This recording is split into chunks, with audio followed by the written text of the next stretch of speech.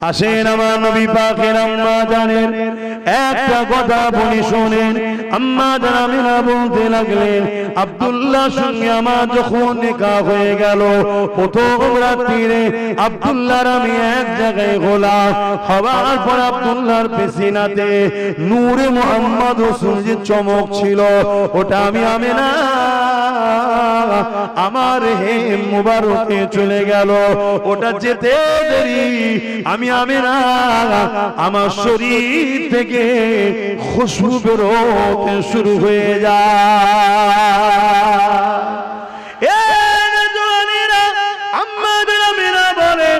খুশবু আস্তে আস্তে ছড়াতে ছড়াতে পুরো মক্কার গলিতে এই খুশবু ছড়াতে শুরু করে দেয়।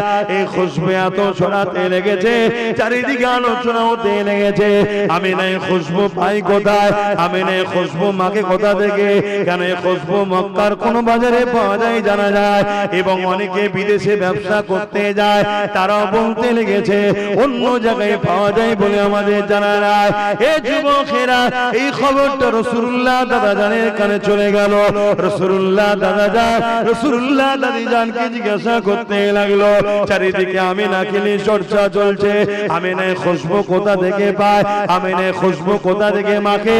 রাসূলের পাকে দাদি জান বলতে লেগেছে, আমি আপনাকে বলবো বলবো মনে করি আমিনা যখন গোসলখানা থেকে বাইর হয় আর আমি যখন তারপরে গোসলখানায় ঢুকি যেন মনে হয় আতরের গোডাউনে ঢুকে গেছি।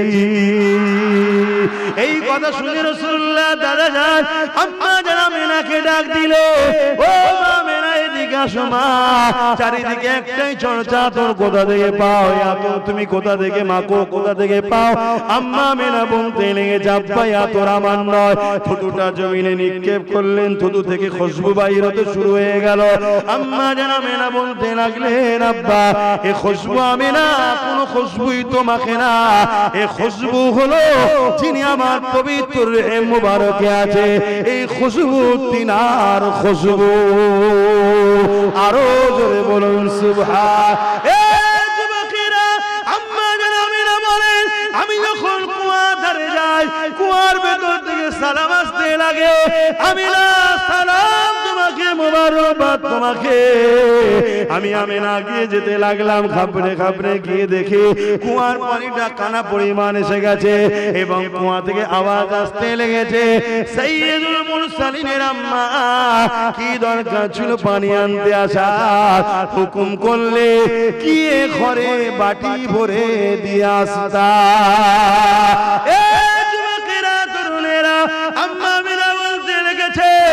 খবর চতুর্দিকে ছড়িয়ে গেল, এলাকার মহিলারা আগে থেকে গিয়ে দাঁড়িয়ে থাকে, বা আমি গেলে অনেকে দূর থেকে দেখতে পেলে আমাকে রুকে দেয়, ও মা আমিনা চলে যাবেন না, আপনি চলে গেলে পানি নেমে যাবে, পানি তুলতে রশি দিয়ে বড় কষ্ট হবে।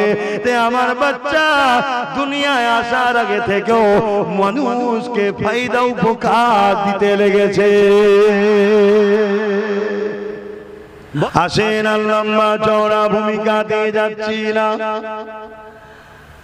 আজ উদ্দেশ্য করে মাহফিলটা করেছে, আল্লাহ নবীর মিলাদের মাহফিল করেছে, অর্থাৎ নবী পাকের আগমনের আলোচনার মাহফিল করেছে। বড় দুঃখ লাগে এই আলোচনা মাহফিল নিয়ে আজ আমাদের মধ্যে মতনৈক্য রয়েছে। এই মতনৈক্য মিটিয়ে দেওয়া দরকার, ঐক্য একতা হওয়া দরকার। পৃথিবীতে কোনো ব্যক্তি জীবনী বলতে গেলে, জীবনী লিখতে গেলে তিনার শিশুবেলাটা কখনো বাদ দেওয়া যায় না। আমার নবী পাকের সিরাতের মাহফিল দরকার আছে, কিন্তু সিরাত জিনার মিলাদটাই তো তিনার, মিলাদ জিনার সিরাত তিনার, অর্থাৎ নবী পাকের শিশুবেলার আলোচনার মাহফিলকে মিলাদুন নবীর আলোচনার মাহফিল বলা হয়।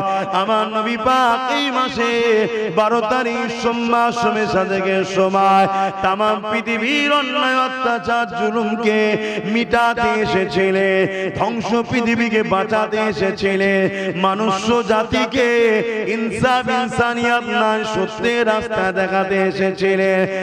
এক কথায় স্রষ্টাকে চিনিয়ে ইনসাফ ইনসানিয়তের সমাজ গড়ে সাম্য প্রতিষ্ঠিত করে দুনিয়াকেও জান্নাত আর পরকালে জান্নাতের রাস্তা দেখাতে এসেছে। আল্লাহ আল্লাহ। এই নবী আশাতে আমরা খুশি না বেজার গো?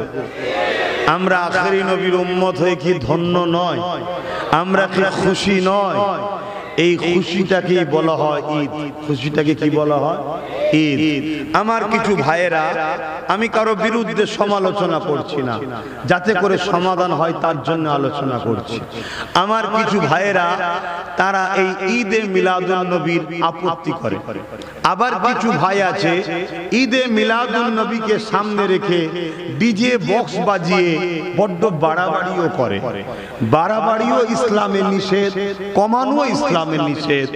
ইসলাম যে ধারার উপরে নবী, সাহাবা, ইমাম, মুস্তাহিদরা রেখেছেন সেই ধারার উপরে আমাদেরকে চলতে হবে। তাহলে প্রথমে জানা যাক ঈদে মিলাদুন নবী মানে কি। ঈদ মানে এমন একটা ঘটনা, এমন একটা ওয়াকিয়া যেটা ঘটে একবার, আসে বারবার, আর যখনই আসে আমাদের মধ্যে আনন্দ হয়, এমন ওয়াকিয়াকে বলা হয় ঈদ। এমন ওয়াকিয়াকে কি বলা হয়? ঈদ। আর মিলাদ বাংলাতে বলা হয় জন্ম। মিলাদের বাংলা কি? জন্ম। যেমন আমাদের জন্ম সার্টিফিকেট, বার্থ সার্টিফিকেট, ঠিক তেমন আরবের বাচ্চাদের সার্টিফিকেটের উপরে মিলাদ লেখা থাকে, তার মানে জন্ম সার্টিফিকেট। কিন্তু আমার নবীর ক্ষেত্রে আমরা জন্ম বাংলা এই ওয়ার্ডটা ব্যবহার করব না। কেন করব না? সব বাংলা আমার নবীর শানে খাটানো যায় না। কেন? আমরা জন্ম বলতে তার অস্তিত্ব মনে করি। একটা বাচ্চা জন্ম হয়েছে কালকে, আমরা মনে করি এই বাচ্চার অস্তিত্ব শুরু হলো। কিন্তু আমার নবী পাক সাল্লাল্লাহু আলাইহি সাল্লামের তো 12 রবিউল আউয়াল থেকে তিনি নবী নন, সেই দিনই তো তিনি শুরুটা নয়, তিনি তো তারও হাজার হাজার হাজার হাজার হাজার হাজার হাজার, কত হাজার বলবো, আগো মুহাম্মদ রাসূল নবী রাসূল ছিলেন। জোরে বলুন সুবহানাল্লাহ। আমরা যে কোরআন শরীফটা পেয়েছি এটা তো লাউহে মাহফুজ থেকে এসেছে। লাউহে মাহফুজে অরিজিনাল কপি আছে, ওখান থেকে ধারাবাহিকভাবে ওই আয়াতগুলো আমার নবীর উপরে রোজার মাসে ধারাবাহিকভাবে নাজিল হয়েছে। কথা বুঝে আসছে? তা আমার আল্লাহ বা আমার এই কোরআনের মধ্যে একটা সূরা আছে, সূরা ইয়াসিন। আমার আল্লাহ তার হাবিবকে ডাকছে। ইয়াসিনটা আমার নবীর নাম। ইয়াসিন ওয়াল কুরআনিল হাকীম ইন্নাকা লামিনাল মুরসালিন।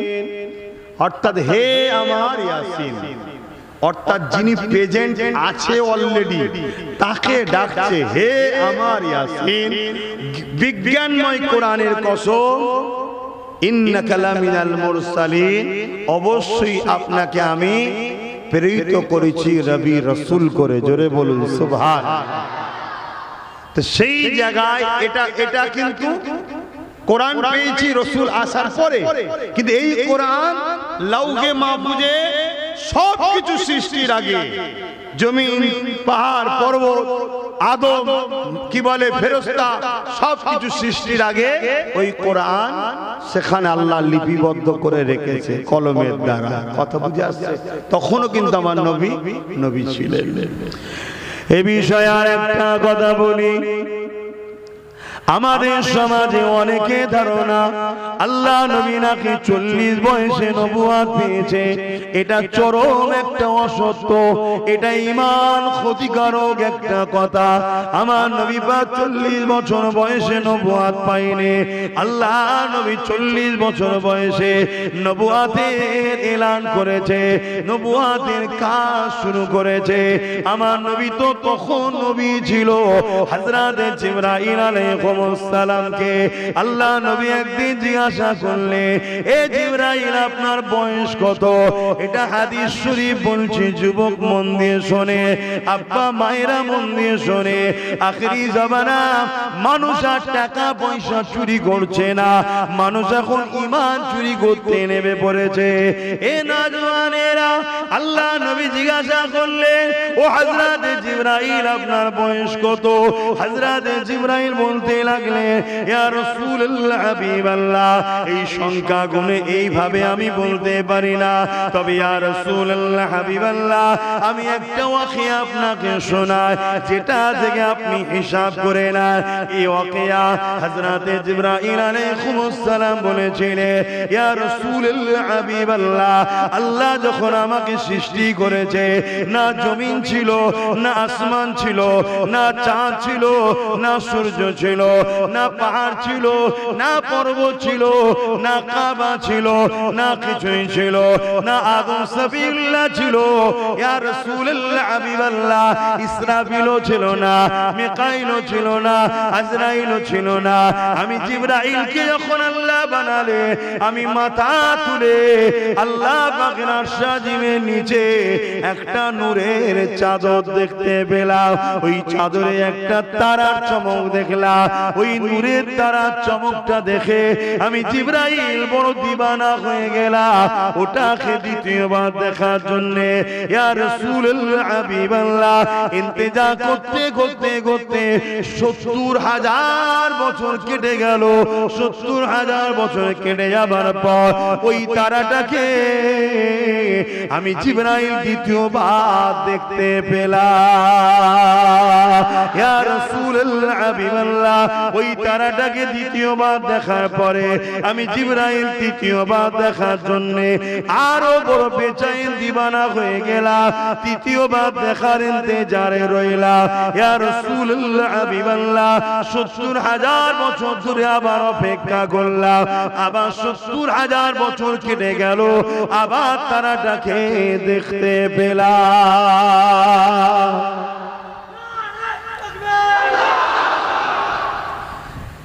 এভাবে আমি যত দেখি তারাটাকে, তার নূরের সৌন্দর্য, জ্যোতির সৌন্দর্য আমাকে এত আকর্ষণ করেছে, আমি প্রত্যেকবারে আবার দেখার অপেক্ষা করি। এই তারাটা আমি দেখেছি ৭০,০০০ বছর ছাড়া ছাড়া একবার করে। কত বছর ছাড়া ছাড়া? আর আমি দেখেছি মোট ৭২,০০০ বার। কম্পিউটার ফেল হয়ে যাবে, শূন্য আর আসবে না।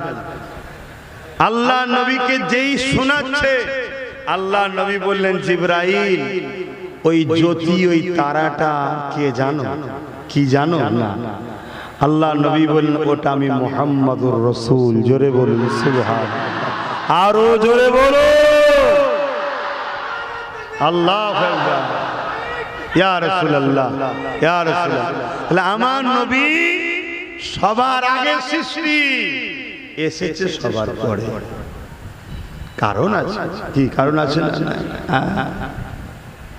এখন যদি কেউ এসে বলে, ইমাম সাহেব কালকে ঈদের নামাজ হবে, চাঁদ উঠেছে, ঘোষণা করে দেন, ইমাম সাহেব প্রথমেই জিজ্ঞেস করবে, ভাই আপনি দেখেছেন না শুনেছেন? বলবে শুনেছি। ইমাম সাহেব দেখছে যে লোকটা বলছে 100% সত্য কথা, মিথ্যা বলছে না, তারপরেও কিন্তু শোনা দেখা এক।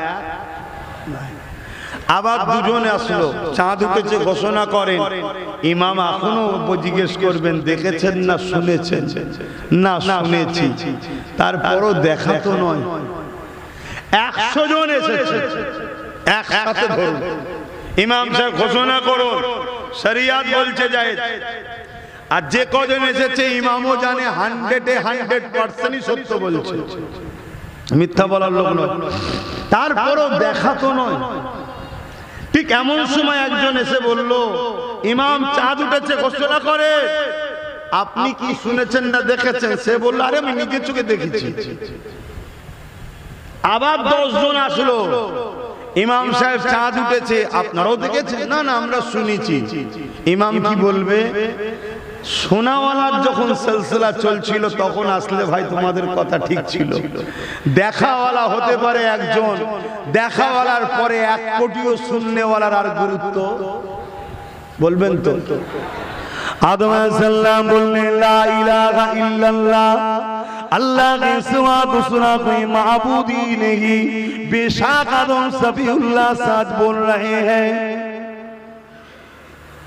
हजरते अमन कोई मूसा कलीमुल्लाह बोलने ला इलाहा इल्लल्लाह, अल्लाह के सिवा कोई माबूद ही नहीं। बेशक सच बोल रहे, सत्य कथाई बोलছে। ईसा रूहुल्लाह बोलो ला इलाहा इल्लल्लाह, अल्लाह के सिवा दूसरा कोई माबूद ही नहीं। 100% সত্য কথা। ও আদম সফিউল্লাহ, আল্লাহকে দেখেছে না শুনেছি। ও মুসা কালিমুল্লাহ, আল্লাহকে দেখেছে না শুনেছি। ও ঈসা রূহুল্লাহ, আল্লাহকে দেখেছে না শুনেছি। 1 লক্ষের উপরে নবী রাসূল পয়গম্বর যিনারা এসেছে, আল্লাহ আছে আল্লাহ আছে, 100% সত্য কথা সত্য কথা, কিন্তু দেখেছেন না শুনেছি। ঠিক এমন সময় 570 খ্রিস্টাব্দে 12 রবিউল আউয়ালে সোমবার সমিধানের সময়, এই মাসে আল্লাহ নবী নূহ নবী দোয়া নবী আল্লাহ পাঠালে। তিনি এসে বলতে লাগলেন লা ইলাহা ইল্লাল্লাহ। আপনি শুনেছেন না দেখেছেন? আমার নবী পাক বললেন, আমার আল্লাহ জানিয়ে দিলেন সুবহানাল্লাযী আসরা বিআবদিহি লাইলাম মিনাল মসজিদিল হারাম ইলাল মসজিদিল আকসা। আল্লাহ পাক আয়াত নাযিল করে দিলেন যে অবশ্যই আমি সেই পবিত্র সত্তা, যার কোনো দুর্বল নেই কমজোর নেই, তিনি তিনার হাবিবকে মসজিদে আকসা থেকে নিয়ে মসজিদে হারাম থেকে নিয়ে মসজিদে আকসা, ওখান থেকে নিয়ে 7 আসমান পার করিয়ে সিদরাতুল মুনতাহা পার করিয়ে কাবা কৌসাইন পার করিয়ে আওনা পার করিয়ে লামাখানে নিয়ে গিয়ে এক পদে আমি আমার হাবিবকে দিদার দিয়ে দিয়েছি।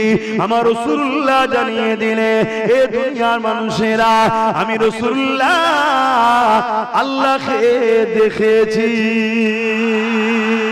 এতদিন শুননেওয়ালারা এসেছে, সবাই সত্য কথা বলেছে, কিন্তু দেখনেওয়ালা মুহাম্মদ রাসূলুল্লাহ এসেছে। এখন যদি আরো 1 লক্ষ নবী পাঠায় শুননেওয়ালা, তাহলে শুননেওয়ালাদের গুরুত্ব থাকবে না। দেখনেওয়ালার পরে এ আল্লাহ বলে দিলে, এ আদম রে, এ শীষ রে, এ ইব্রাহিম রে, এ ইসমাইল রে, এ ইসহাক রে, এ মুসা রে, এ আমার নবী আলাইহিস সালাম গণেরা, শুননেওয়ালাদের সময় চলে যাও চলে যাও চলে যাও চলে যাও। শত শেষে দেখনেওয়ালা যাবে। দেখনেওয়ালার পরে যদি যাও, তোমাদের সমাজে বুকে শুননেওয়ালার পরে দেখনেওয়ালার গুরুত্বহীন হয়ে যাবে। তাই শুননেওয়ালাদের পাঠ আগে ক্লোজ করে দিয়ে শত শেষে আল্লাহ দেখনেওয়ালাকে পাঠিয়েছে। আরো জোরে বলুন, আরো জোরে বলুন।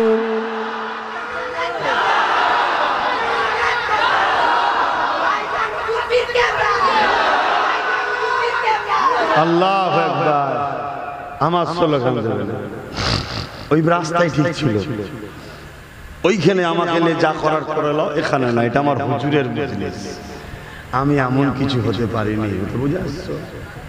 আমার হুজুরের কাছে আমি তিনার ঘোড়ার পায়ের ধুলো হতে পেরেছি কি জানি না। আহারে, তিনার পায়ের জুতো ধুলোর আশায় আর বলছে আমি ধন্য হব। কথা বুঝে আসছে? অতএব এইখানে না, এখানে হুজুরের স্লোগান দাও, আল্লাহর নারা দাও। অবশ্যই হুজুরের আওলাদ, উপযুক্ত আওলাদ, জবানের মুজাদ্দিদ দাদা হুজুরের স্লোগান দাও। কথা শুনছেন? আবার দাদা হুজুরকে এখন হুজুরের আওলাদ বলতে অনেকে অস্বীকার করছে। যে করছে তার জবাব সে দেবে। দাদা হুজুরের সিজরা নামা দেখো, নসব নামা দেখো, কুরসি নামা দেখো। দাদা হুজুর হলেন আমার নবীর বংশের আওলাদ। জোরে বলুন সুবহানাল্লাহ। কথা বুঝে আসছে? নবী হলেন কুরাইশ, পুরপুরা আবু বকর হলেন কুরাইশ। হযরত আবু বকর হলেন কুরাইশ, পুরপুরা আবু বকর কুরাইশ। ওমর ফারুক কুরাইশ, পুরপুরা আবু বকর কুরাইশ। মাওলা আলী কুরাইশ, পুরপুরা আবু বকর কুরাইশ। উসমান গনি কুরাইশ, পুরপুরা আবু বকর কুরাইশ। তোমাদের হাওড়া জেলা ধন্য করে হাজী ইসহাক সাহেব কুরাইশ, নবীর আওলাদ। জোরে বলুন সুবহানাল্লাহ। এক আওলাদ হয় খুনের, এক আওলাদ হয় বংশের। তোমাদের অত বুকে ব্যথা হয় কেন? না, আমি তো হতে পারিনি, কেউ হয়েছে তাকে সম্মানও করব না। এটা তো হিংসামূলক কাজ না, কথা মাথায় ঢুকছে? এটা মাথায় রাখবেন। এনারা হলেন নবী বংশের আওলাদ, নবীর আওলাদ, নবীর খানদানের আওলাদ। ইনাদের মাকাম, ইনাদের সম্মান, ইনাদের আজমাত, ইনাদের রিফাত আল্লাহ বাড়িয়েছে। অতএব এবং দাদা হুজুর হলেন উপযুক্ত আওলাদ, উপযুক্ত আওলাদ। জবানার মুজাদ্দিদ, জবানার মুজাদ্দিদ। কয়েক কোটি লোককে ঈমানের রাস্তা দাদা হুজুরের ওসিলায় আল্লাহ মিলিয়েছে। জোরে বলুন সুবহানাল্লাহ। কথা বুঝে আসছে তো? যাই হোক ভাইরা আমার, আসেন যে কথা বলছিলাম, আমার নবী পাক সাল্লাল্লাহু আলাইহি ওয়াসাল্লাম 12 রবিউল আউয়াল সোমবার শবে সাদেকের সময় দুনিয়ায় তাশরীফ এনেছিলেন। দুনিয়ায় কি করেছিলেন? উপস্থিত হয়েছিলেন, হাজির হয়েছিলেন, আগমন করেছিলেন দুনিয়াবি জিন্দেগি 63 বছরের জন্য।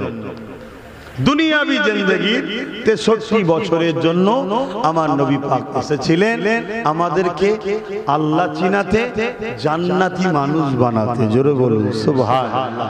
এবং ধ্বংস পৃথিবীকে বাঁচাতে এসেছিলেন। সেই নবী পাক আসাতে আমরা এই মাসে কি করি? নবীর শিশুবেলার আলোচনা করি, আগমনের আলোচনা করি। আমার নবী শেষ নবী তো নাকি? আমার নবীর পর নবী লাগবে নাকি আপনাদের? এরপরও রাসূল বলেছেন মিথ্যা নবী দায়ীরা 30টা হবে। আল্লাহ সেই সকল জালিমের হাত থেকে আমাদের ঈমান ইজ্জত হিফাজত করে, বলুন আমিন। তো মুসাইলামাতুল কাজ্জাব সে মিথ্যা নবী দাবি করেছে, খাতমে নবুয়তের উপর আঘাত দিয়েছে। মন দিন। অনেকে বলে সবই ঠিক আছে, আব্বাস সিদ্দিকী বড্ড কড়া কড়া কথা বলে ফেলে, বড্ড কড়া লোক। আসো আমার দাদু কি করেছে একটু দেখি। আমি তো কড়া কথা বলে ফেলি। আমার দাদু সিদ্দিক আকবর, নবী পাকের প্রথম সাহাবী, তিনি কি করেছে একটু জানা দরকার আছে তো নাকি? সাহাবা ভাইদের ঘরে নিয়ে বসেছে, নিয়ে বলছে সাহাবা ভাইরা, নবীর অনুসারীরা, মুসাইলামাতুল কাজ্জাব ও তো নবীর খাতমে নবুয়তে আঘাত দিয়েছে। নবী খাতমে নবুয়তে আঘাত দিয়েছে, কি করা যাবে? সাহাবা ভাইরা বলছে আল্লাহ পাক আমার নবী পাক সাল্লাল্লাহু আলাইহি ওয়াসাল্লামকে কবুল করে নিয়েছে। জোরে বলুন সুবহানাল্লাহ। অতএব দুনিয়ায় আমার নবীকে কে মানলো না মানলো এতে আমার নবীর কিছু যায় আসে না। কত সত্য না মিথ্যা? 100% সত্য। তখন হযরত আবু বকর সিদ্দিক সাহাবা হুজুরদের বললেন, ভাইরা আপনারা যেটা বলছেন ঠিকই। এবং সাহাবা হুজুররা বললেন, ভাই আবু বকর সিদ্দিক আপনি আমাদের এখন খলিফা, আপনি আমাদের সরদার, লিডার, আপনি যা বলবেন তাতেই আমরা রাজি। হযরত আবু বকর সিদ্দিক বললেন, কথা ঠিকই, আমার নবীকে আল্লাহ যখন কবুল করেছে, দুনিয়ার কে কি বললো না বললে তোমার নবীর কিছু যায় আসে না। কিন্তু আমরা যে ভালোবাসি বলি, ভালোবাসার ইজহার দেখাতে লাগে না? কি গো, দেখাতে হয়তো নাকি? আসেন হযরত আবু বকর সিদ্দিক বলছে, হে আমার নবীর সাহাবারা, অবশ্যই অবশ্যই আমরা নবীকে যে ভালোবাসি বলি, এর ইজহার আমাদেরকে দেখাতে হবে, এই ইজহার আমাদেরকে পরীক্ষা দিতে হবে। আমি মুসাইলামাতুল কাজ্জাবের কাছে যাব, তাকে বুঝাবো, সে যদি পরিবর্তন হয়ে যায়, তওবা যদি করে নেয়, সে যদি নিজের কথা থেকে ফিরে আসে, তাহলে আলাদা কথা। আমি আবু বকর আমার নবীর খাতমে নবুয়তের ইজ্জতের জন্য আমি আমার জান দিতেও রাজি হয়ে আছি। এ যুবকেরা, তরুণীরা, বাপেরা, আল্লাহ নবী সাহাবী হযরত আবু বকর সিদ্দিকের কথা শুনে সঙ্গে সঙ্গে 10,000 যুবক সাহাবী তৈরি হয়ে যায়। 10,000 যুবক সাহাবারা তিনারা বলতে লাগলেন, ও হযরত আবু বকর আপনার সাথে আমরাও যেতে রাজি আছি। হযরত আবু বকরকে সাথে করে নিয়ে মুসাইলামাতুল কাজ্জাবের ওখানে চলে গেল। মুসাইলামাতুল কাজ্জাব 90,000 সৈন্য দিয়ে নিজেকে ঘিরে রেখেছে। কত হাজার? আর সিদ্দিক আকবরের সঙ্গে কত? 10,000। কোথায় 90,000, কোথায় 10,000? আমরা যতবার জিতেছি সংখ্যা কমে জিতেছি। আমরা যতবার জিতেছি সংখ্যা কমে জিতেছি। আমার অনেক ভাইয়েরা বলে এক হয়ে যাও, এক হয়ে যাও। আমারও বক্তব্য এক হয়ে যাও, এক হয়ে যাও, কিন্তু সেন্টারটা কে? সেন্টারটা কে? সেন্টার হলো মুহাম্মদুর রাসূল সাল্লাল্লাহু আলাইহি ওয়াসাল্লাম। আসো নবীর জন্য আমরা এক হয়ে যাই, ওটা হলো আমাদের সেন্টার।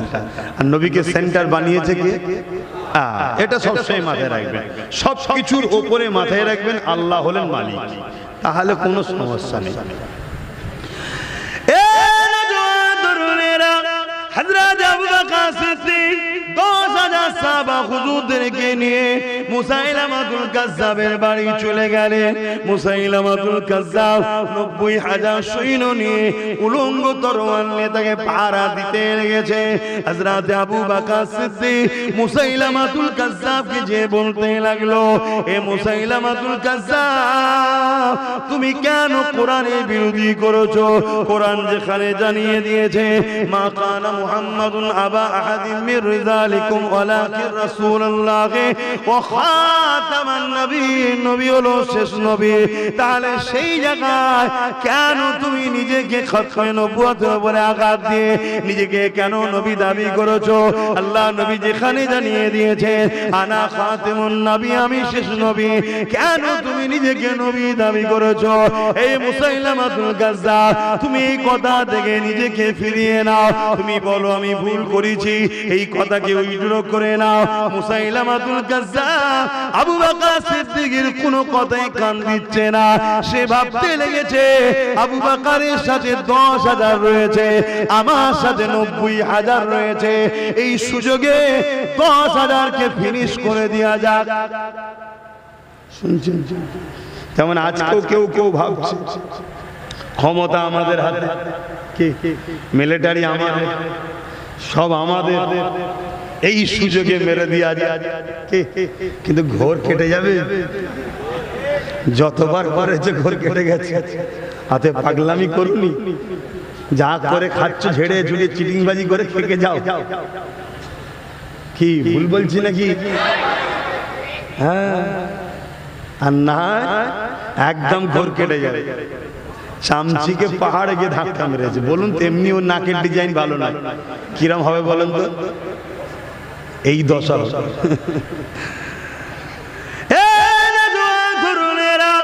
মুসাইলামাতুল কাজ্জাব আর কোনো কথা না শুনে ইশারা করে দিল তার জালিম বাহিনীকে। হঠাৎ করে সাহাবা হুজুরদের উপরে হামলা করে দিল। যুবক ফতোয়া শুনে লাও এখান থেকে, মশলা জেনে লাও এখান থেকে। হঠাৎ করে হামলা করে দিল। এই হামলা করে দেওয়ার পরে আচমকা হামলাতে আমার নবী পাকের প্রাণ প্রিয় কিছু সাহাবা হুজুররা শহীদ হয়ে গেল। কিন্তু আবু বকর সিদ্দিক হুঙ্কার দিয়ে উঠলো, এ আল্লাহর বান্দারা, নবীর সাহাবারা, আল্লাহু আকবার বলে ঝাঁপিয়ে পড়ো, ডিফেন্সের জন্য তৈরি হয়ে যাও। 10,000 আবার কিছু শহীদ হয়ে গেছে, কিন্তু ডিফেন্সে যখন দাঁড়িয়ে গেল আল্লাহ পাকের রহমত অর্থাৎ নবীর সাহায্যে, নবী পাকের দয়াতে, ইমানের পাওয়ারেতে এমন করে মুসাইলামাতুল কাজ্জাব সহ তার 90,000 বাহিনীকে আল্লাহ পাক জাহান্নামে পাঠিয়ে দিলে। আরো জোরে বলুন সুবহান। সব জায়গায় আপোষ চলে, সব জায়গায় আপোষ চলে, নবীর বেলায় কোনো আপোষ নয়। এটা ঈমানের ব্যাপার। নামাজের বিরোধী হয়েছে, আপোষ হবে। রোজার বিরোধী হয়েছে, আপোষ আছে। হজের বিরোধী হয়েছে, আপোষ আছে। কিন্তু হুজুরটা হলো, হুজুরের ব্যাপার হলে ঈমান, নামাজ আমল, রোজা আমল, হজ আমল, দান খায়রাত এটা আমল, অর্থাৎ এগুলো করলে নেকি হয়। আর হুজুরকে মহব্বত ও আদব করলে ঈমান হয়। কিছু বুঝতে পারছেন নাকি? চাকরি আগে না ডিউটি আগে? বলুন বলুন, চাকরি আগে না ডিউটি আগে? আমার বাপেরা কি বলছে? আপনাদের সময় ডিউটি আগে ছিল নাকি আব্বা? বলেন চাকরি আগে না ডিউটি আগে? হ্যাঁ, চাকরি পেলে তারপরে ডিউটি করো, মাসের শেষে মাইনে আসবে কোম্পানি থেকে। আগে ঈমান আনো, তারপরে ডিউটি করো, নামাজ রোজা হজ যাকাত দান খায়রাত। ঈমানটা হলো চাকরি, আর ডিউটিটা হলো নামাজ রোজা হজ যাকাত দান খায়রাত, মসজিদ বানানো, মাদ্রাসা বানানো, জলসা মাহফিল, ভালো মন্দ সব কাজ। কথা মাথায় ঢুকলো? আর না হয় চাকরি ছাড়া ডিউটি করলে যেমন মাসের শেষে মাইনে আসে না, ঈমান না এনে যতই তুমি নামাজ রোজা দাড়ি টুপি করো জান্নাত পাবে না। ক্লিয়ার কথা। এটা কি হুজুরের পক্ষে বলছি না বাপের পক্ষে? কথা বলবেন তো? এরপরও যদি কেউ আমাকে অপছন্দ করে, জানতে হবে সে হুজুরকে অপছন্দ করে, তাই হুজুরের পক্ষে বলাটা পছন্দ করে না। তাহলে আমার উপরে রাগ যাদের, আমার জন্য নয়, হুজুরের পক্ষে থাকার জন্য রাগ। কথা বুঝে আসছে তো ভাইরা আমার? তাহলে ওই হুজুরের বিরুদ্ধে কেউ লাগলে তাকে ছাড়া যাবে না। তাহলে সেই দিন মুসাইলামাতুল কাজ্জাব খাতমে নবুয়তকে মিটাতে চেয়েছিল, আর আজকে যারা মিলাদের মাহফিল বা মিলাদুন নবীকে অস্বীকার করে, তারা নবীর রিসালাতকেই মিটিয়ে দিচ্ছে, নবীর অস্তিত্বকেই মিটিয়ে দিচ্ছে। আরে কারো যদি মিলাদ না হয় তো সে আসলো কি করে? কথা মাথায় ঢুকছে না? ঢোকে না? হ্যাঁ, খুব মাথায় ঢুকান। মিলাদুন নবীর মাহফিলের সম্মান কত? হযরতে ফারুক আযম বলছে, যারা মিলাদুন নবী করলেন, আলোচনা করলেন নবীর মিলাদের, তারা যেন ইসলামকে জিন্দা করলো। জোরে বলুন সুবহানাল্লাহ। وقال أبو بكر الصديق من أنفق درهما على قراءة مولد النبي صلى الله عليه وسلم كان رفيقي بالجنة। এ যুবকেরা মন দিয়ে শোনো, হালকা বয়সে অনেক অন্যায় করে ফেলেছো, হালকা বয়সে অনেক ভুল করে ফেলেছো। আমার আল্লাহ পাক তোমার আমার জন্য অনেক অফার রেখেছে, বিভিন্ন সুযোগ সুবিধা রেখেছে। যেমন অন্যান্য নবীর উম্মতেরা কে 500 বছর বেঁচেছে, কে 700, কে 1000 বছর বেঁচেছে, আমরা তো বেশি বছর বাঁচতে পারবো না। তাই আল্লাহ পাক এমন কিছু কিছু দিন, কিছু কিছু রাত আমাদের জন্য রেখেছে, যে রাত, যে দিনে ইবাদত করলে অনেক নেকি পাওয়া যায়। যেমন রমজান মাসে একটা রাত আছে কদরের রাত, ওই এক রাত যদি কোনো যুবক দাঁড়িয়ে দাঁড়িয়ে আল্লাহর কাছে চোখের পানি ছেড়ে দিয়ে নামাজের মধ্যে কাটায়, কোরআন তিলাওয়াতের মধ্যে কাটায়, ইবাদতের মধ্যে কাটায়, ওই যুবক তারা মোল্লামাতে 1000 মাসের ইবাদতের নেকি লিখে দেয়। অর্থাৎ এক রাত ইবাদত করবে, 100 বছর ইবাদতের নেকি আল্লাহ পাক লিখে দেবে। এ যুবকেরা, কেন লাইলাতুল কদরের এত গুরুত্ব, কেন লাইলাতুল কদরে এত ফজিলাত? এই জন্য ফজিলাত, ওই রাত্রিতে কোরআন নাজিল হয়েছে, কোরআন নাজিল হয়েছে। কোরআন নাজিল হওয়ার জন্য ওই রাত্রির মাকাম এত হয়েছে। আর এই মাদ্রাসাতে সেই কোরআন পড়ানো হয়, তাহলে এই মাদ্রাসার সম্মান মর্যাদা আছে না নাই? আর যারা এই মাদ্রাসাকে মহব্বত করবে, কোরআনিয়া শিক্ষাকে পিয়ার করবে, তাদেরও আল্লাহ পাকের কাছে সম্মান মর্যাদা আছে না নাই? এখানে আরো একটা কথা জানিয়ে দিই, যদি লাইলাতুল কদরে কোরআন নাজিল হওয়ার জন্য এক রাত্রি ইবাদত 100 বছর বা 1000 মাসের ইবাদতে নেকি যদি হতে পারে, তাহলে যে রাত্রির পর সবে সাথে আমার রাসূলুল্লাহ এসেছিলেন, ওই রাতটা আল্লাহ পাকের কাছে কতটা বড় নিয়ামত। কারণ নবী হলেন কোরআনের সাহেব। নবী যদি না আসতো কোরআন আমরা পেতাম না, নবী যদি না আসতো দ্বীন আমরা পেতাম না, নবী যদি না আসতো শরীয়ত আমরা পেতাম না। নবীকে যদি আল্লাহ না বানাতে, আদম থেকে শুরু করে কাউকে বানাতেন না।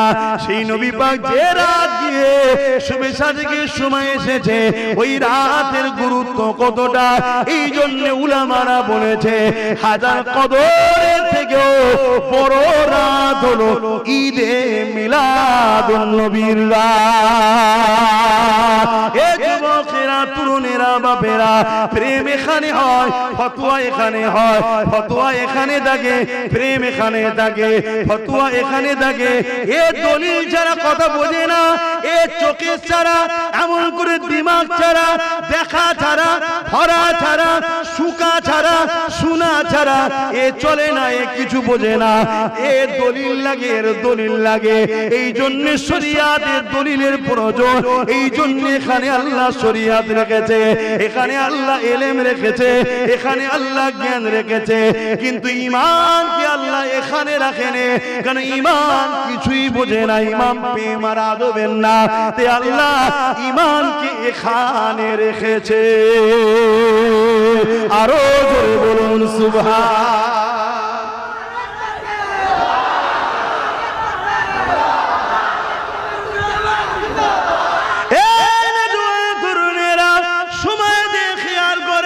আসো আমার নবীর একটু মিলাদের আলোচনা করে নি। কেন মিলাদের আলোচনা করতেই হবে? আল্লাহ পাক কোরআনের মধ্যে জানিয়ে দিলে কুল বিফাদিলিল্লাহি ওয়া বিরহমাতিহি ফাবিযালিকা ফালিয়াফরাহু ওয়া কাবলাম কুল মা মানা ফরমাইয়ে নবীকে আল্লাহ বললেন আপনি বলুন কুল বিফাদিলিল্লাহি ওয়া বিরহমাতিহি, আল্লাহর ফজল পে ও রহমত পে ফাবিযালিকা ফালিয়াফরাহু, দুনিয়ার মানুষ জানো খুব আনন্দ খুশি বানায়। আল্লাহ পাক নিজে জানিয়েছে আমার ফজল পে আমার রহমত পে খুশি বানা। নবীর থেকে বড় ফজল আর কিছু না, নবীর থেকে বড় রহমত আর কি হতে পারে? এই যুবকেরা সূরা আম্বিয়ার মধ্যে আল্লাহ জানিয়ে দিলে ওমা আরসালনাকা ইল্লা রাহমাতাল লিল আলামিন, আল্লাহ বললেন রহমত পে খুশি বানা। আর নবী পাঠিয়ে আল্লাহ বলছে মুহাম্মদ রাসূলকে আমি তামাম আলমের জন্য দয়া করে পাঠিয়েছি। এ যুবকেরা আমার নবী পাক আল্লাহর বড় ফজল আল্লাহ কোরআনের মধ্যে জানিয়ে দিলে এ দুনিয়ার মানুষেরা লাকাদ মান্নাল্লাহু আলাল মুমিনিনা ইয বাসা ফীহিম রাসূলা, সমস্ত নবী আল্লাহর পক্ষ থেকে নিয়ামত, কিন্তু কোন নবী পাঠিয়ে আল্লাহ বলেন আমি ihsan করেছি দয়া করেছি, কিন্তু আমার রাসূলুল্লাহকে পাঠিয়ে আল্লাহ কোরআনে জানালে হে মুমিন মুমিনারা আমি আল্লাহ তোমাদের উপরে মুহাম্মদ রাসূলকে পাঠিয়ে বড় ihsan দয়া করলাম। এই জন্য তাম পৃথিবীর আহলে সুন্নাত ওয়াল জামাত সুন্নি মানুষেরা নবীর মিলাদুন নবীকে ঈদে মিলাদুন নবীর মাহফিল হিসাবে বানায়। কারণ নবী মুমিনদের জন্য নিয়ামত, তাই নবী পেয়ে আমরা ধন্য হয়েছি, তাই আমরা নবীর মিলাদের মাহফিল বানাই। আর একটু আগিয়ে চলে আল্লাহ পাক কোরআনের মধ্যে জানালে ওয়াম্মা বিনিমাতি রাব্বিকা ফাহাদ্দিস, এ দুনিয়ার মানুষেরা আমার নিয়ামত পেয়ে তাহাদিস করো, প্রচার করো, প্রসার করো। আমার আল্লাহ পাক নবী পাক আমার আল্লাহ পাকের সবথেকে বড় নিয়ামত। আল্লাহ নিয়ামত পেয়ে তাহাদিস করতে বলছে, চর্চা করতে বলছে, আলোচনা করতে বলছে, তে আল্লাহর সবথেকে বড় নিয়ামত হলো নবী। তাই সারা বছর নবীর আলোচনা হবে, হওয়াটাই দরকার, কিন্তু এই মাসে নবী আল্লাহর নিয়ামতটা এসেছে, আশার আলোচনাটা এই মাসে বেশি বেশি হয়। বলুন এলে ঝগড়া করার কোনো দরকার আছে না? ওই যে ঢোল বাজায়, ওই যে রাস্তায় সব ডিজে বাজে হই হই করে, তো ওটা অন্যায় করছে, ওর ওষুধ করো, ওর ট্রিটমেন্ট করো, ওর বিরুদ্ধে ফতোয়া দাও। রোগ হয়েছে কানে, তুমি গলা কেটে বাঁধতে দেবে? তুই কানে ট্রিটমেন্ট কর, ঠিক নাকি ভাই? না, ব্যাপারটা হচ্ছে আমার নবীর থেকে আমাদের সরাতে চাইছে। কেন হযরত আব্বাস রাদিয়াল্লাহু তাআলা আন নবীর মিলাদুল মাহফিল করছিলেন, অর্থাৎ আলোচনা করছে শিশুবেলা। আল্লাহর নবী খুশি হয়ে বলেছিলেন যারা আমার মিলাদের আলোচনা করবে ওয়াজাবাত লাহু শাফাআতি, আমি নবী তাদের শাফাআত করব। জোরে বলুন সুবহানাল্লাহ। আচ্ছা ইবলিস কখনো চায় আমার নবীর শাফাআত আমরা পাই? তাই যেমন করো এই যে যুব ছেলে দাঁড়িয়ে আছে, মাথায় টুপি নেই, প্যান্ট শার্ট পরা, গান শোনা, বদমাইশি করা, কিন্তু দেখো নবীর মিলাদের আলোচনা শুনছে না শোনে না, আর শুনে গলা শিরা বার করে চিল্লাচ্ছে সুবহানাল্লাহ। সুবহানাল্লাহটা কার? আল্লাহ। তো নবীর প্রশংসা হচ্ছে সুবহানাল্লাহ বলছে আল্লাহ। তার মানে কি? হ্যাঁ, নবীর যত আলোচনা হবে তত মূলত প্রশংসা আল্লাহরই হবে, কেন তৈরি তো আল্লাহই করেছে। জোরে বলুন সুবহানাল্লাহ। কি যত শান হবে, যত আলোচনা হবে, তত কিন্তু মূলত যিনি তৈরি করেছে তারই শান মর্যাদা কত, এটাই প্রচার হচ্ছে। জোরে বলুন সুবহানাল্লাহ। তাই আমার যুবকরা দেখুন হালকা বয়সে ভুল যেমন করেছে, আবার হুজুরের মহব্বত ভালোবাসা ঈমান ওকে ধরে নিয়েছে। চ বদমাইশি অনেক করেছি, একটু বস। আর হুজুর বলছে যারা আমার মিলাদের মাহফিল করবে, আলোচনা করবে, খুশি হবে, আনন্দ করবে, তবে শরীয়ত সম্মত। এই যে যেমন আলোচনা হচ্ছে শুনছেন, এদের শরীয়ত বিরোধী কি আছে বলুন? কি আছে? সিরাতুন নবীর মাহফিল তো এইভাবেই হয়। তা যা সিরাতের মাহফিল করাটা এইভাবে যায়, তারই মিলাদের মাহফিল এইভাবে করা যায় না কেন? সিরাত বুঝতে পারছেন তো নাকি? এখানে জন্ডিস রোগ আছে, তাদের ধারণা 40 বছরের আগেটা আমরা লোব না, কেন নবী ছিল না। নাউজুবিল্লাহ বলে। হ্যাঁ, রোগটা ওই জায়গাতে, রোগটা ওই জায়গাতে। তো ভাইরা আমার মনে রাখবেন, পৃথিবীর কার ক্ষমতা আছে আমার নবীর মিলাদের শুকরিয়া আদায় করার?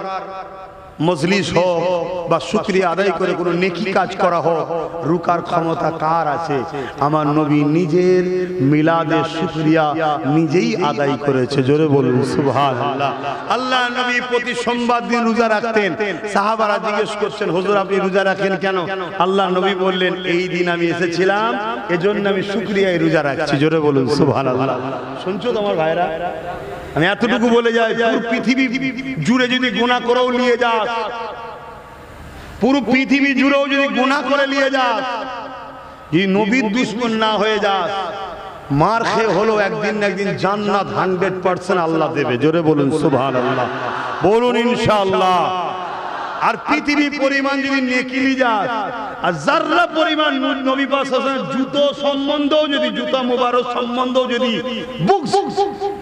দুশ্মনী রেখে যাস, জাহান্নামে ঢুকবি আর জীবনে বেরোবি না। এটা চ্যালেঞ্জ দিচ্ছি পুরো পৃথিবীর উলামাকে। এটা মাথার মধ্যে সেটিং করে নাও। আমার আল্লাহ কারো মুখাপেক্ষী নয়। আমার আল্লাহর প্রয়োজনে যে বান্দা আমাকে সেজদা দিলে আমার মাকাম বাড়বে। আরে সেজদাই তোমার আমার শরীর সুস্থ থাকে, ভালো থাকে। রোজাই তোমার আমার উপকার হয়, আল্লাহর উপকার হয় না। শুনছো তো নাকি? একটা বান্দা হিসেবে আমার তো দায়িত্ব, আমি আমার রবের কাছে মাথা নত করবো। 8 বছর বয়স থেকে বাপ মাকে ট্রেনিং দিতে হয় বাচ্চাদের নামাজের জন্য। কে বলেছে প্রশিক্ষণ দিলে নামাজি হবে না? মাদ্রাসার ছেলেগুলো নামাজি হয় কি করে? ছোট্টবেলায় মাসে পাঠিয়ে দিচ্ছে, উস্তাদ থেকে ট্রেনিং দেয়। উস্তাদ যেভাবে থেকে টাইমে টাইমে নামাজ পড়াচ্ছে, বাপ মা যদি তোমার ছেলেকে ডাক্তার বানাচ্ছে, উকিল বানাচ্ছে, বানাও, ইসলামে জায়েজ তো। ঠিক তেমনই যদি নামাজের ট্রেনিংটা ছোট্টবেলা থেকে দিতে, তো তোমার ছেলে ডাক্তার হওয়ার পরও নামাজ কাজা করতো না, তোমার ছেলে উকিল হওয়ার পরও নামাজ কাজা করতো না। এখন তুমি ছোটবেলায় টিভি দেখে, মোবাইল দেখে হই হই করিয়েছো। আরে এখন হুজুর কেন নামাজের কথা বললো না? অনেকে বলে হুজুর নিয়ে এসেছেন, নামাজের কথা বললো না। আমি নামাজের কথা বলতে আসি না, তারপরেও লাস্টে বলি না। আমি বলতে এসেছি, অনেক লোক নামাজ পড়ে কপালে দাগ করে ফেলছে, নামাজ কবুল হবে না যদি নবী না থাকে। এটা বুঝাতে এসেছি। ঈমান যদি না থাকে, নাজাতের রাস্তা নাই। শুনছেন তো নাকি?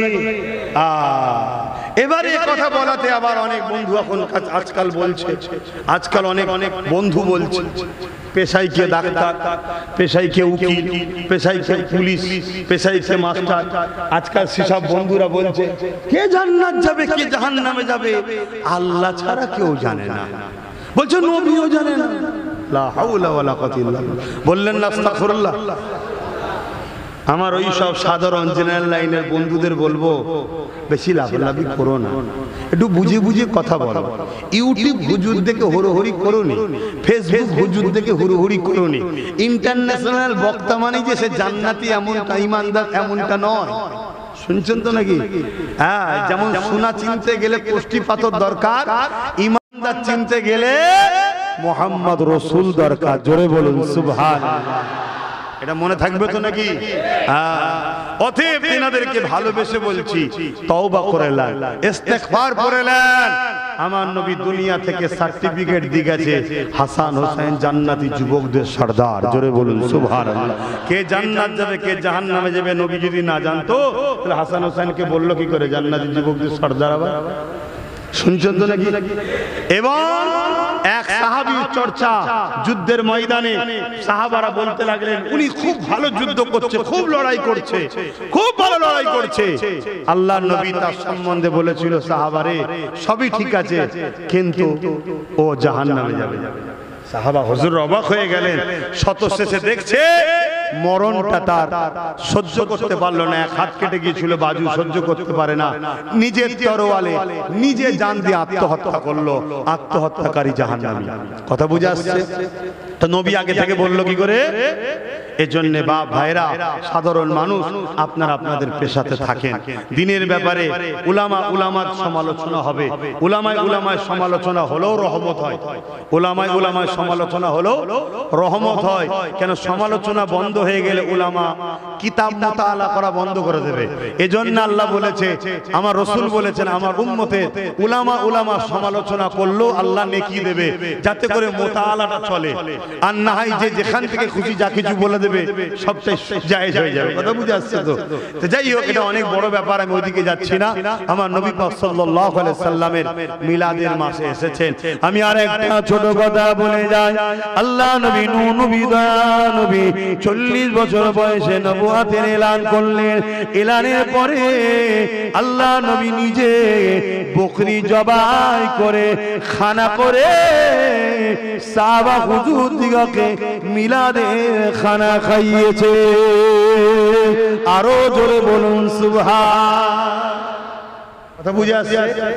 তাহলে আমরা সেই নবীর উম্মত হিসাবে নবীর মিলাদের আলোচনা শুনবো না শুনবো না? মিলাদের আলোচনা বলতে কি বললাম? হুজুরের শিশুবেলায় কি ঘটেছে একটু আলোচনা করি। কি গো সবাই বলছো তো নাকি? আর 10 মিনিট অসুবিধা হচ্ছে? 10 মিনিট হুজুরের মিলাদের আলোচনা শুনবেন। কারা কারা শুনবেন একটু হাত তোলেন। মাশাআল্লাহ, একটু তাকবীর দেন। নারে তাকবীর, নারে তাকবীর। সাইয়্যিদি ও মুর্শিদি, লম্বা লম্বা হাত তোলেন। সাইয়্যিদি ও মুর্শিদি, সাইয়্যিদি ও মুর্শিদি, সাইয়্যিদি ও মুর্শিদি। আই লাভ সাল্লাল্লাহু আলাইহি ওয়াসাল্লাম। দরুদ শরীফ। আল্লাহুম্মা সাল্লি আলা।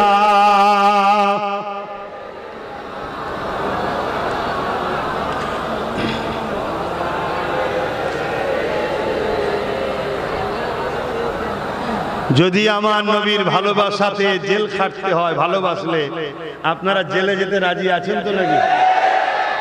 তাহলে পুরো হিন্দুস্তানি তো জেল হয়ে যাবে। কেন আমার অমুসলিম ভাইদের মধ্যে কোটি কোটি ভাইরা আমার নবীর আখলাক চরিত্র যারা জীবনী পড়েছে, তারাও প্রফেট মুহাম্মদ সাল্লাল্লাহু আলাইহি ওয়াসাল্লামকে সম্মান শ্রদ্ধা ভালোবাসে। সবচেয়ে বড় বিষয়, আমার দেশের যারা মহামনীষী ছিল, গান্ধী বাবুর মতো মানুষ, নেতাজি সুভাষচন্দ্র বসুর মতো মানুষ, ইনারা হতে পারে অন্য ধর্মের, কিন্তু তারা আমার রাসূল পাক সাল্লাল্লাহু আলাইহি ওয়াসাল্লামকে তেনার লাইফ স্টাইল পড়েছে, পড়ে বলেছেন ইনারা পৃথিবীর শ্রেষ্ঠ মানুষ। ইনি জোরে বলুন সুবহানাল্লাহ। এবং বড় বড় পৃথিবীর মনীষীরা বিভিন্ন ধর্মের, খ্রিস্টান হোক ইহুদি হোক, তারাও বলেছে মুহাম্মদ সাল্লাল্লাহু আলাইহি ওয়াসাল্লামের মতো কেউ আসেনি আর আসবেও না। জোরে বলুন সুবহানাল্লাহ। এদের অ্যালার্জি হয় আমার হুজুরের কথায়। কেন জানেন? এদের মধ্যে একটা আতঙ্ক কাজ করছে, যে আতঙ্ক আমেরিকা ইউরোপ দুনিয়ার হচ্ছে। কি? ঘরের ছেলে মুহাম্মদ রাসূলের দিওয়ানা হয়ে যাচ্ছে। কত বুঝে আসছে তো? এই জন্য এরা রুখতে চাইছে। এরা হাজারো চেষ্টা করে আলোকে কখনো দাবিয়ে রাখা, সত্যকে কখনো দাবিয়ে রাখা। আসেন আমার নবী পাকের আম্মা জানেন একটা কথা বলি শোনেন। আম্মা জান আমিনা বলতে লাগলেন, আব্দুল্লাহ সঙ্গে আমার যখন নিকাহ হয়ে গেল, প্রথম রাত্রিরে আব্দুল্লাহর আমি এক জায়গায় গোলাম হওয়ার পর আব্দুল্লাহর পেছিনাতে নূরে মুহাম্মদ রাসূল যে চমক ছিল, ওটা আমি আমিনা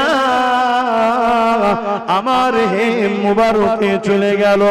ওটা যেতে দেরি আমি আমিনা আমার শরীর থেকে খুশবু বেরোতে শুরু হয়ে যায়।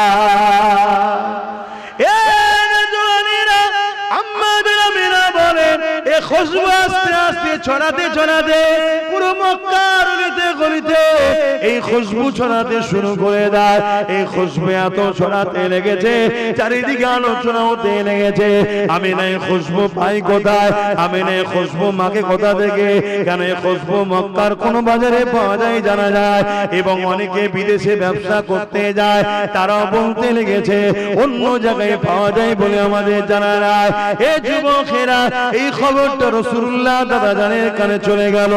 রাসূলুল্লাহ দাদা যান রাসূলুল্লাহ দাদি জানকে জিজ্ঞাসা করতে লাগলো চারিদিকে আমিনাকে নিয়ে চর্চা চলছে আমিনার খুশবু কোথা থেকে পায় আমিনার খুশবু কোথা থেকে মাখে রাসূলে পাকে দাদি জান বলতে লেগেছে আমি আপনাকে বলবো মনে করে আমিনা যখন গোসলখানা থেকে বাইর হয় আর আমি যখন তারপরে গোসলখানায় ঢুকি যেন মনে হয় আতরের গোডাউনে ঢুকে গেছি এই কথা শুনে রাসূলুল্লাহ দাদা যান আম্মা জান আমিনাকে ডাক দিল ও মা আমিনা এদিকে আসো মা চারিদিকে একটাই চর্চা তোর কোথা থেকে পাও আতর তুমি কোথা থেকে মাখো কোথা থেকে পাও আম্মা আমিনা বলতে লেগেছে আব্বা আতর আমার নয় থুতুটা জমিনে নিক্ষেপ করলেন থুতু থেকে খুশবু বাইর হতে শুরু হয়ে গেল আম্মা জান আমিনা বলতে লাগলেন আব্বা এই খুশবু আমিনা কোনো খুশবুই তো মাখে না এই খুশবু হলো যিনি আমার পবিত্র রহে মুবারকে আছে এই খুশবু তিনার খুশবু আরো জোরে বলুন সুবহান আমি যখন কুয়ার ধারে যাই কুয়ার ভেতর থেকে সালাম আসতে লাগে আমিনা সালাম তোমাকে মোবারকবাদ তোমাকে আমি আমিনা গিয়ে যেতে লাগলাম খাবড়ে গিয়ে দেখি কুয়ার পানিটা কানা পরিমাণ এসে গেছে এবং কুয়া থেকে আওয়াজ আসতে লেগেছে সাইয়্যিদুল মুরসালিনের আম্মা কি দরকার ছিল পানি আনতে আসা হুকুম করলে গিয়ে ঘরে বাটি ভরে দিয়ে আসতা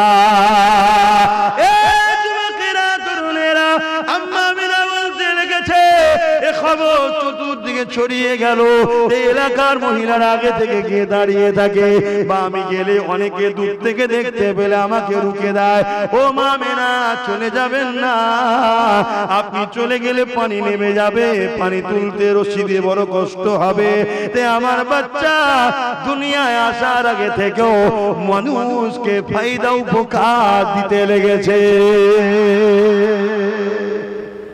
বলো নবীর এই ছোটবেলার কথাগুলো শুনলে তোমাদের খুশি হয় না দুঃখ হয় একেই বলা হয় ঈদ মিলাদ নবীর মাহফিল কথা বুঝে আসছে নবীর এই আলোচনাগুলোর মধ্যে আল্লাহর কুদরতি আছে না নাই এগুলো ঘটছে কার কুদরতে সবই তো আল্লাহর কোন জিনিসটা আল্লাহর নয় নবী চাঁদ টুকরো করছে করেছে না করেন জোরে বলেন আমার নবী চাঁদ টুকরো করেছে এটা সত্য না মিথ্যা কিন্তু মূলত ক্ষমতা কার আল্লাহ কিন্তু আমার তোমার দ্বারাই তো হচ্ছে না যারা আজকে নবীকে মিটাতে চাইছো আজকে নতুন আবু জেল উতবা সাইবা আজকের আব্দুল্লাহ ইবনে উবাই দাড়ি টুপি পাগড়ির আড়ালে আব্দুল্লাহ ইবনে উবাই ছিল না জানো বলো সবাই মিলে এক জায়গায় হয়ে চাঁদ টুকরো তো দূরের কথা একটা আলোকে বলুন একটু সরে যা আর নবীর ইশারায় সূর্য উঠছে জোরে বলুন সুবহানাল্লাহ